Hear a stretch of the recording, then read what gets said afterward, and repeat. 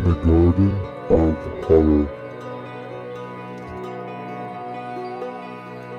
Chris Vance. You'll never want to leave your house again.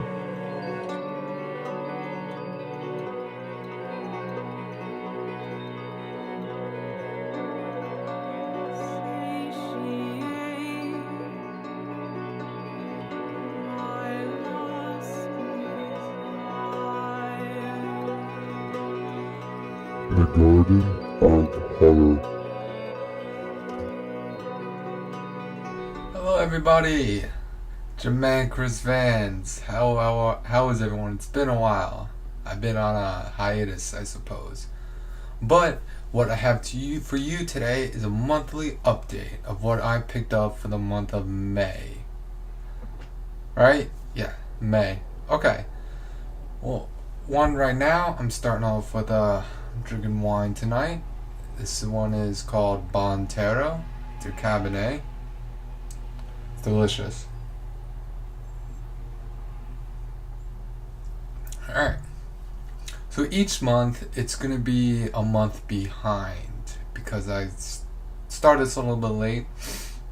I'm doing 16 movies per month, and that's a lot of movies per month. So I wanted to keep up with what I've been buying, so I'm not stuck with maybe 8 movies that I physically actually bought that month. But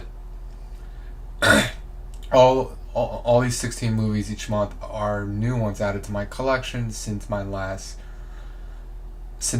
video that I showed you my collection, essentially. So start things off, we have Motel Hell.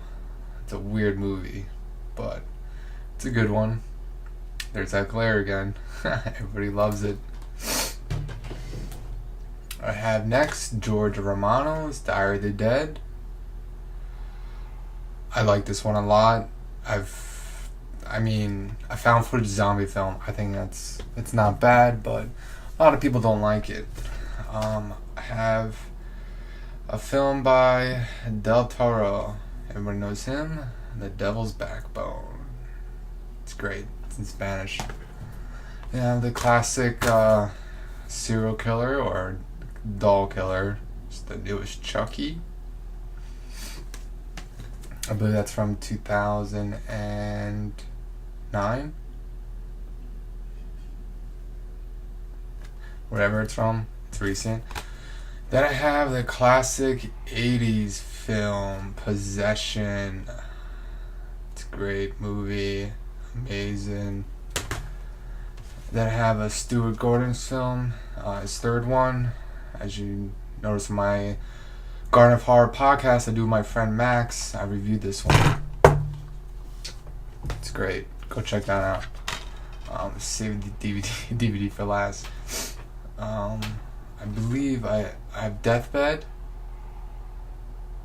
This might actually be in my collection in the last video, but I'm not entirely sure. Or some of these might be. Should double check, but I have Wolf Creek 2. Amazing Australian movie. I'm sure a lot of people have seen this, but could be still on Netflix. Definitely a killer one. No pun intended. I have a Lucio Fulci film, The House by the Cemetery. Haven't seen it yet, but I'm sure it's the same style as all those other ones, so it's not going to be disappointing. And then I have Stoker. I don't know if anyone would consider this a horror movie, but yeah, it has killings and it has like an old Victorian Gothic feel to it, so I'll consider it horror. Plus, Nicole Kidman's in it, and I have a little slightly crush on her, but the other girl's pretty cool. She's pretty cute. Then I have Peter Jackson's film, Dead Alive. Everybody should bring back Peter Jackson to horror. Lord of the Rings. I loved it. As you could tell, a map in the back over there of the Shire. Well, the whole Middle Earth map. It's pretty cool. Then I have John Carpenter's anthologies, anthology body bags with John Carpenter and I forgot who the other director is. Maybe it's all John Carpenter. Toby Hooper. Yeah, the guy who did Texas Chainsaw. So you have, a few films from here. Actually, I'm pretty sure I have this in that last collection that I posted, but Girl Walks Home at Night. Amazing movie. Art house film, but it's black and white.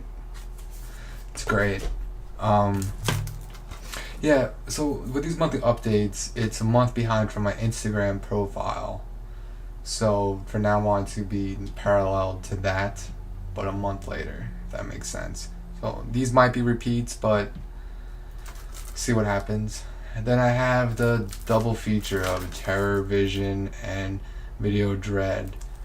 If you look in the back of this, there's so many special features, especially on Terror Vision. Well, both actually. There's so much. A lot. It's probably, I know everybody says this, but it's still cool. Double feature. And then I have this newer film, Excision. I really enjoy this. It's the cutscenes. When she's having her dreams, is great. It's kind of like the most recent film, Horsehead, which I've been debating to review. It's kind of a difficult film to talk about, but it's a work in progress. And then last one, DVD, The Loved Ones. I might have added this to my last question. I think most of these are all repeats, but as you guys notice from my channel, I have a lot of horror movies, and they're all good. They're not a bunch of those cliche ones. The John Carpenter, all those cliche ones, they're all good horror films. The reason why they're known, but you gotta step down a little bit to the more independent ones, like I mentioned before, Horsehead, or there's a few others can't think on top of my head, or like Wormwood is coming out in August, I believe. But hey kitty. Alright guys, well, take care, and be sure to check out the next Garden of Horror podcast, which we're working on it now, so it'll probably be up in a week or two. Definitely less than 2 weeks. Alright. Take care, subscribe, tell me what you think, and yeah, take care. Rock and roll.